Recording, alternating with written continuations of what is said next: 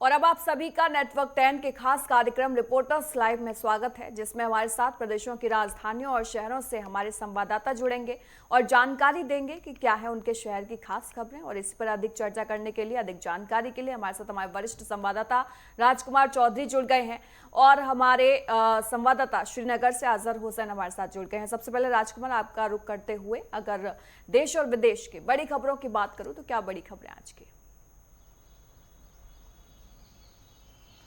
देखिए भारतीय, जिस टैरिफ की बात चल रही थी अमेरिका द्वारा जो लगाए गए टैरिफ की जो संभावनाएं थी, उन संभावनाओं पर बिल्कुल पूरी तरीके से जो बादल हैं वो छट गए हैं। और अमेरिका ने स्पष्ट कर दिया है कि अब जो 50% टैरिफ है वो केवल इसलिए लगाया जा रहा है क्योंकि भारत ने तेल खरीदने के लिए रूस की तरफ हाथ बढ़ाए हैं। और 27 तारीख को 12:01 से ये जो आदेश है ये जारी हो जाएगा। एक अधिसूचना जारी कर दी गई है। लेकिन इसके इतर अगर देखें भारत का, तो निश्चित तौर पर प्रधानमंत्री नरेंद्र मोदी और भारत सरकार का रुख जो है बहुत स्पष्ट है। और प्रधानमंत्री नरेंद्र मोदी ने स्पष्ट तौर पर कह दिया कि हम इस टैरिफ के सामने किसी भी तरीके से झुकेंगे नहीं, हम इसकी काट निकाल लेंगे और कहीं ना कहीं अपने आप को स्वायत्त बनाने का प्रयास करेंगे। और स्वाभाविक तौर पर अमेरिका से जो आयात होने वाली वस्तुएं हैं उन पर भी उसी तरीके से कर लगाए जाएंगे। जिस तरीके से अमेरिका ने अपनी तरफ से जो टैरिफ लगाए हैं उसी तरीके से भारत सरकार भी इस तरीके की जो मंशा है वो जाहिर कर दिए कि किसी तरीके से झुका नहीं जाएगा। हम लोग स्वतंत्र हैं और दुनिया का सबसे बड़ा लोकतंत्र अगर हमें माना जाता है, तो हम किस देश के साथ तेल लेंगे, किस देश से नहीं लेंगे, इस तरीके से किसी तरीके से दबाव में नहीं आएंगे। प्रधानमंत्री नरेंद्र मोदी ने और भारत सरकार ने स्पष्ट कर दिया है। जिस तरीके से आपने बताया कि अगर दूसरी बात कर ली जाए तो कल गृह मंत्री जो अमित शाह हैं उनका एक इंटरव्यू आया और उस इंटरव्यू में बिल्कुल स्पष्ट तौर पर उन्होंने जो दिल्ली के मुख्यमंत्री रहे केजरीवाल, उनका नाम लिया और नाम लेकर स्पष्ट तौर पर कहा कि 160 दिनों तक अगर सरकार जेल से चलेगी तो ये नहीं चलेगा। जो भी आने वाले दिनों में 5 साल की सज़ा का प्रावधान होगा और उसमें 30 दिन तक कोई भी मुख्यमंत्री या मंत्री जेल में जाएगा और 30 दिनों में अगर उसे बेल नहीं मिलती है तो स्वाभाविक तौर पर उसको उसके पद से बेदखल किया जाएगा। इस पर पलटवार करते हुए कहीं ना कहीं अब अरविंद केजरीवाल ने भी तेवर दिखाए हैं और उन्होंने इस बात को ट्वीट करके 2 सवाल गृह मंत्री से स्पष्ट तौर पर पूछे हैं। और ये राजनीतिक हलकों में इस मसले को लेकर राजनीतिक सरगर्मियां तेज हो गई हैं। ये जो खबरें हैं, इन खबरों के आसपास मुझे लगता है देश घूमता हुआ दिखाई देगा। जिस तरीके से आपने बताया कि प्रधानमंत्री नरेंद्र मोदी का 2 दिन का दौरा है और गुजरात में एक बड़ी यूनिट जो है वो लगनी है। कहीं ना कहीं देश को महाशक्ति बनाने की तरफ जो अग्रसर है, देश को स्वावलंबी बनाने की तरफ जो अग्रसर है भारत सरकार, उस दिशा में एक कदम और माना जाएगा। अगर बात की जाए मौसम की, तो मौसम जो दिल्ली के आसपास का है, भारतीय सुबह से छिटपुट जो है बारिश हो रही है। उस बारिश की वजह से जनजीवन अस्त व्यस्त हो गया है। कई जगह सड़कों पर जाम लगा हुआ है। लेकिन हाँ, ये ज़रूर है कि भाई उमस भरी और गर्मी जो है उससे थोड़ी सी राहत जरूर मिली है। आज दिन में अगर सूरज निकलता है तो स्वाभाविक तौर पर जो गर्मी होगी इससे लोगों को दो चार होना पड़ेगा। मुझे लगता है शायद इन्हीं के आसपास ये आज देश की जो बड़ी खबरें हैं वो घूमती हुई दिखेंगी। जिस तरीके से आपने बताया कि बिहार में जो 10वां दिन है आज राहुल गांधी की यात्रा का, तो स्वाभाविक तौर पर क्योंकि बिहार जो है चुनाव मोड पे कहीं ना कहीं चला गया है और जो कांग्रेस है, कांग्रेस कहीं ना कहीं घेरना चाहती है। एसआईआर के जरिए जो सघन जो वोटर जो कुछ वोट जो हटाए गए हैं उसको लेकर एक जनता के बीच में जाकर एक इस तरीके का माहौल क्रिएट करने का प्रयास किया जा रहा है कि उनके वोट जो है काटे गए हैं। इसमें कई जगह त्रुटि भी सामने आई है, लेकिन उनका समाधान जो है चुनाव आयोग को करना है। अभी बहुत लंबा समय है, अधिसूचना अभी जारी नहीं हुई है। तो ये राजनीतिक सरगर्मियां जो हैं ये तेज हो गई हैं। लोकतंत्र में हर व्यक्ति को अपनी बात कहने का अधिकार है। ईडी की रेड हुई है, सौरभ भारद्वाज जो है वो भी उसमें कहीं ना कहीं गिरते हुए नजर आएंगे और आने वाले दिनों में ये जो गतिविधियां हैं ये और तेज होती हुई दिखेंगी। जी भारती, बिल्कुल। देखिए, चुनाव जब भी करीब आते हैं सरगर्मियां तो बढ़ी जाती हैं राजकुमार, क्योंकि लोकसभा में हमने देखा था कि संविधान खत्म हो जाएगा और विधानसभा जब आया है बिहार का तो देख रहे हैं कि वोट चोरी का मामला जो है वो बढ़ गया है। अजहर, आपके पास आते हुए अगर जम्मू कश्मीर की बड़ी खबरों की बात करूं तो क्या बड़ी खबरें आज की? देखिए भारतीय, जम्मू कश्मीर के अहम खबरों की ओर बात करें तो सबसे पहले हम मौसम के हवाले से यहाँ पे बात करेंगे। लगातार जो पिछले 2 दिनों से लगातार बारिशें जारी हैं, पर्टिकुलरली जम्मू क्षेत्र में, जिसकी वजह से आम जनजीवन जो है पूरी तरीके से प्रभावित हुआ है। हालांकि इस मौसम की वजह से अगर हम लद्दाख क्षेत्र की बात करें, लद्दाख पे यूं कह सकते हैं कि सर्दियों ने एक बार फिर जो है दस्तखत दी है, क्योंकि जोजिला पास में जो है हल्की फुल्की जो बर्फबारी है वो देखने को मिल रही है। और कहीं ना कहीं अगर हम घाटी की बात करें, घाटी में भी मौसम में परिवर्तन देखने को मिल रहा है। लगातार बारिश की वजह से अगर हम जम्मू में कई एक क्षेत्रों में हालांकि जल भराव की स्थिति भी पैदा हुई है। हालांकि जो जम्मू दिल्ली जो मेन राजमार्ग है और वो कठुआ के मुकाम पे जो एक ब्रिज जो है ध्वस्त हो गया है।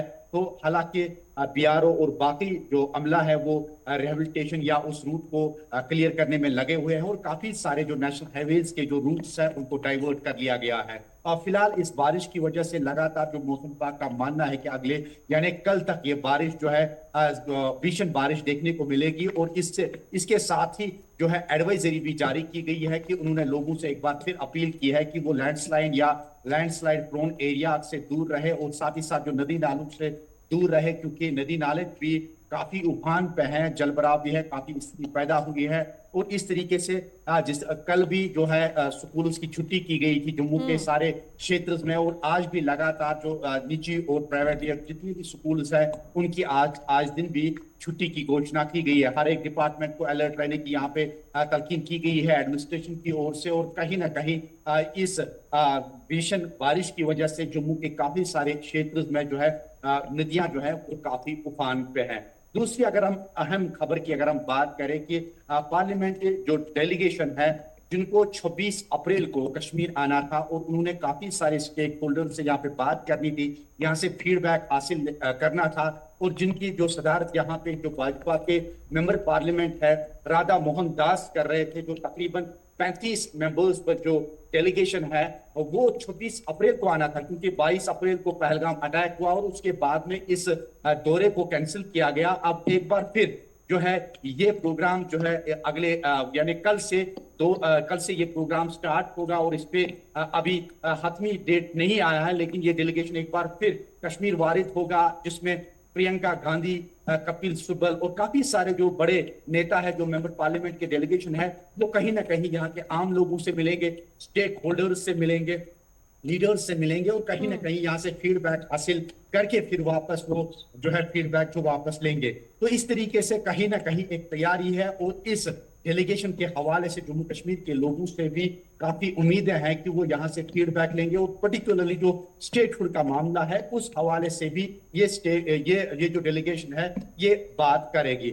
अगर हम तीसरी और अहम खबर की अगर हम बात करें, जिस तरीके से हम देख रहे हैं कि सीबीआई या ईडी की जानिब से जिस तरीके से लगातार छापामार कार्रवाई अंजाम दी जा रही है, लेकिन इसी जानिब से सीबीआई जम्मू ने जो है एक बार फिर एक बड़े खुलासे और बड़े नौकरी घोटाले का यहाँ पे खुलासा किया है, जिसमें तकरीबन जो है काफी हाई प्रोफाइल जो ऑफिसर्स है या व्यक्ति है हम यूं कह सकते हैं, उनके खिलाफ जो है तकरीबन 4 एफआईआर जो है वो दर्ज कर दिए गए हैं, जिनमें एक डॉक्टर है जिसका नाम लियाकत अली है, दूसरा एक बैंक मैनेजर है और तीसरे गवर्नमेंट टीचर है और एक महिला भी इसमें शामिल है। इन चारों के खिलाफ जो है एफआईआर दर्ज किए हैं, जिन्होंने तकरीबन 2 करोड़ 62 लाख रुपए का जो घोटाला है वो किया है, जिन्होंने मुख्तलिफ लोगों से नौकरी के बहाने या किसी और बहाने से ये पैसे ऐंठ लिए हैं। फिलहाल सीबीआई ने इन चारों को हिरासत में लिया है, इन्वेस्टिगेशन जारी है और इन चारों के खिलाफ अलग अलग मुकदमात है। इनमें से जो एक गवर्नमेंट टीचर है और वो जो है उसके खिलाफ ऑलरेडी वो जेल में है, ऑलरेडी उसके खिलाफ जो है एफआईआर दर्ज है और एक और एफआईआर के में वो अभी भी मुलव्वस पाई जा रही है। अगर हम एक और खबर की बात करें, जिस तरीके से हम देख रहे हैं कि जम्मू कश्मीर में लगातार जो खाने पीने की चीजें जो है, जो सब स्टैंडर्ड खाने पीने की चीजें हैं, उस पर लगातार फूड सेफ्टी जो डिपार्टमेंट है उनकी जानिब से काफी सारे जो छापामार कार्रवाई अंजाम दी जा रही है और इसमें तकरीबन काउंटर्स के दरमियान जो है सड़ा गला जो गोश्त है, चिकन है, वो बरामद किया गया। और इसी सिलसिले में जम्मू क्षेत्र में भी इस तरीके की कार्रवाई की गई, जिसमें जो है नकली पनीर के साथ साथ जो है गुलाब जामुन या खाने पीने की जितने भी चीजें हैं जिनके कारण जो है बीमारियां फूट पड़ने का अंदेशा है, काफी सारे जो नेटवर्क है उसको पास किया है। हालांकि सैंपलिंग की गई है जिसमें तकरीबन 12 नमूने लिए गए हैं, जिनमें तकरीबन 8 नमूने जो है वो नेगेटिव पाए गए हैं और 4 नमूने जो है पॉजिटिव पाए गए हैं। तो कहीं ना कहीं इनके खिलाफ भी कार्रवाई की जा रही है और लोगों में एक खौफ हैरस जो है वो फैल गया है पूरे जम्मू कश्मीर में है। लगातार नकली पनीर या सड़ा गला जो चिकन है उस हवाले से भी जो है डिपार्टमेंट कार्रवाई की जा रही है और लोगों की भी यही डिमांड है कि इस नेटवर्क को जो है क्लियर किया जाए, इस नेटवर्क का पर्दाफाश किया जाए और इनको जो है सलाखों के पीछे धकेल दिया जाए, ताकि आगे या आने वाले समय में इस तरीके की जो ये जो कारोबार है इसको ज्यादा बढ़ोतरी ना मिले। और हम देख रहे हैं कि लगातार क्विंटल्स के दरमियान जो क्विंटल्स में जो पनीर है, नकली पनीर है जिसको केमिकल के थ्रू बनाई गई है, उसको बरामद किया गया है जम्मू से। और इसी तरीके से अगर हम चिकन या बाकी चीजें की बात करें वो उसको भी वहां से बरामद किया गया है। तो एक और खबर की यहाँ पे बात करना चाहता हूं मैं भारती की, जिस तरीके से आरएसएस की जानिब से अभी तकरीबन जो है 7 साल प्रोग्राम जो है दिल्ली में किया जाएगा, लेकिन इसमें यह महत्वपूर्ण है जम्मू कश्मीर के लिए क्योंकि पार्टी या संगठन की अभी जो फोकस है वो जम्मू कश्मीर को लेके है, क्योंकि जम्मू कश्मीर को वो अपनी पार्टी में मजबूत करना चाहते हैं और हर एक तक ये पार्टी का जो प्रोग्राम है वो पहुंचाने की कोशिश की जा रही है। जिस तरीके से हमारे पास जो इत्तला मिली है कि इसमें जो है पार्टी के जो सदस्य है या पार्टी के जो चेयरमैन है जो मोहन भागवत है वो इसकी सदारत संभाले हुए हैं। उनका साहब को स्पष्ट कहना है कि जम्मू कश्मीर के जो युवा है, पर्टिकुलरली जो पार्टी की जो नीति है या पार्टी का जो मैनिफेस्टो है उन तक पहुंचाने की कोशिश की जाएगी और इस बार जो है जम्मू कश्मीर और लद्दाख को फोकस किया जाएगा। अगर हम एक बार फिर मौसम के हवाले से बात करें, मौसम लगातार बारिश का सिलसिला लगातार जारी है। जम्मू कश्मीर में भी काफी सारे क्षेत्रों में जो है एडवाइजरी भी जारी की गई है। अगर यहाँ की जो दरिया की बात करें, दरियाई जहलम की बात करें, दरियाई लिदर की बात करें, तकरीबन उनमें भी सतह जो है जलभराव की स्थिति जो है वो पैदा हुई है। वो भी बाउंड्री लाइन के पार जो है पहुंचने के करीब है, लेकिन एडमिनिस्ट्रेशन अलर्ट है, एसडीआरएफ टीम अलर्ट है। बिल्कुल अजहर, मौसम की मुसीबत से निपटने के लिए क्या व्यवस्थाएं की गई हैं उस सवाल के साथ आपके पास वापस लौटूंगी, लेकिन राजकुमार देखिए तमाम बड़ी खबरों से आपने रूबरू कराया देश और विदेश की, लेकिन इस बीच एक और खबर है जो बहुत गूंज रही है निक्की हत्याकांड की, और लोग आप फिर से बातें करने लगे हैं क्योंकि देखिए ऐसे जब हत्याकांड होते हैं तो चर्चाएं होती हैं, उसके बाद चर्चाएं फिर थम जाती हैं कुछ दिनों बाद और फिर एक हत्याकांड जो है वो देखने को मिलता है। दहेज के चक्कर में एक बेटी की हत्या कर दी जाती है। अब उसको लेकर देश में लगातार चर्चाएं चल रही हैं, इस पर आप क्या कहेंगे? कहां तक जांच पहुंची है, क्या अपडेट है? देखिए भारती, कल जब ये घटना अभी प्रकाश में आई, क्योंकि इस घटना के तकरीबन 48 घंटे बाद ये जब मीडिया में आई और मीडिया को पता चला, उसके बाद फिर जब इसमें तहकीकात हुई तो निश्चित तौर पर जनपद गौतम बुद्ध नगर पुलिस पर एक प्रेशर बना, लेकिन 24 घंटे के अंदर इस मामले के सारे आरोपियों को पुलिस ने गिरफ्तार किया। और गिरफ्तार करने के बाद कल क्षेत्रीय सांसद गौतम बुद्ध नगर के जो क्षेत्रीय सांसद हैं डॉक्टर महेश शर्मा, ये पीड़ितों के परिवार से मिले हैं, उनसे उनको हर आश्वासन दिया है कि किसी भी तरीके से दरिंदों को छोड़ा नहीं जाएगा। इन्वेस्टिगेशन लगातार चल रही है। राष्ट्रीय महिला आयोग ने डीजीपी को पत्र लिखा है। पत्र लिखकर इस मामले में 3 दिन के अंदर एक रिपोर्ट जो है वो महिला आयोग ने मांगी है। लेकिन इस बीच अगर इन्वेस्टिगेशन की बात करें तो बहुत सारे सीसीटीवी फुटेज जो है वो इस तरीके के निकल के आ रहे थे कि ये जो टेंशन का जो दौर था इनके घर में, ये तकरीबन 1 साल पहले उस समय शुरू हुआ जब दोनों बहनों ने घर में एक ब्यूटी पार्लर खोल दिया। ब्यूटी पार्लर खोलने के साथ साथ निक्की जो थी वो सोशल मीडिया पर कई बार एक्टिव रहती थी और उसके पति को ये नागवार गुजरता था। इस पर कई बार इनके बीच में बातचीत हुई और बातचीत होने के बाद कई बार मारपीट तक भी नौबत पहुँची, और नौबत इस लेवल तक पहुँची कि कई बार उसको अपना घर छोड़ के अपने माता पिता के यहाँ जाना पड़ा। लेकिन क्योंकि ये जो समुदाय है, इस समुदाय में कई बार पंचायतों का दौर चलता है, पंचायतें बैठी, उसके बाद समझा बुझा कर दोनों बच्चों को साथ में छोड़ दिया गया।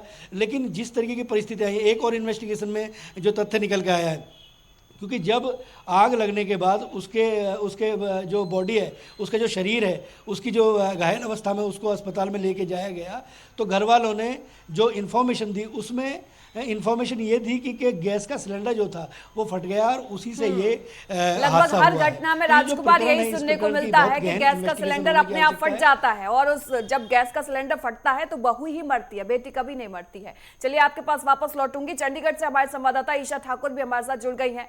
ईशा, अगर पंजाब और हरियाणा की बड़ी खबरों की बात करूं तो क्या बड़ी खबरें आज की? देखिए, हरियाणा विधानसभा मॉनसून सत्र का आज तीसरा दिन है। सदन की कार्यवाही थोड़ी ही देर में यहाँ शुरू होने वाली है। लेकिन ठीक उससे पहले जिस तरीके से हरियाणा विधानसभा स्पीकर की तरफ से 2 दिन पहले ही आह्वान किया गया था कि आज जो सदन की कार्यवाही रहेगी किसी दिन की, तो इस दौरान जो विपक्ष 26 अगस्त को विपक्ष और तमाम मौजूदा जो मंत्री हैं, मुख्यमंत्री हैं, जो जितने भी मौजूदा विधायक हैं, वो विधानसभा ई रिक्शा या साइकिल के जरिए आए ताकि पर्यावरण संरक्षण और नशा मुक्ति का संदेश दिया जा सके। यहाँ पर मुख्यमंत्री नायब सिंह सैनी, हरियाणा विधानसभा के स्पीकर हरविंदर कल्याण और तमाम बीजेपी के मौजूदा जो विधायक हैं और मंत्री हैं, वो विधानसभा साइकिल के जरिए पहुंचे हैं।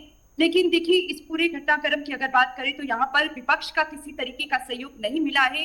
विपक्ष लगातार यहाँ पर सवाल दाग रहा है नशे को लेकर कि पंजाब से ज्यादा बदतर हालत खराब इस वक्त हरियाणा की है। लेकिन मुख्यमंत्री नायब सिंह सैनी का कहना है कि विपक्ष लगातार गलत सवाल उठा रहा है और विपक्ष का किसी तरीके का सहयोग भी यहाँ पर नशा मुक्ति का जो संदेश दे रहा है उसके लिए नहीं मिला है। तो मुख्यमंत्री नायब सिंह सैनी आज विधानसभा पहुंच चुके हैं साइकिल के जरिए, और कहीं ना कहीं जिस तरीके से पंजाब की राजनीति इस वक्त गर्मा गई है, क्योंकि केंद्र सरकार की नीतियों को जन जन तक पहुंचाने के लिए जो सेवा केंद्र पंजाब में बीजेपी नेताओं की तरफ से लगाए जा रहे हैं, उन्हें हिरासत में लिया जा रहा है। इसको लेकर भी मुख्यमंत्री नायब सिंह सैनी ने कहा है कि ये सभी इंडिया गठबंधन के नेता हैं, चाहे आप इंडिया ब्लॉक के नेताओं की बात करें, चाहे कांग्रेस की, चाहे आम आदमी पार्टी की, ये एक गुट के नेता हैं और यही वजह है कि बीजेपी की आवाज दबाने की कोशिश वो कर रहे हैं।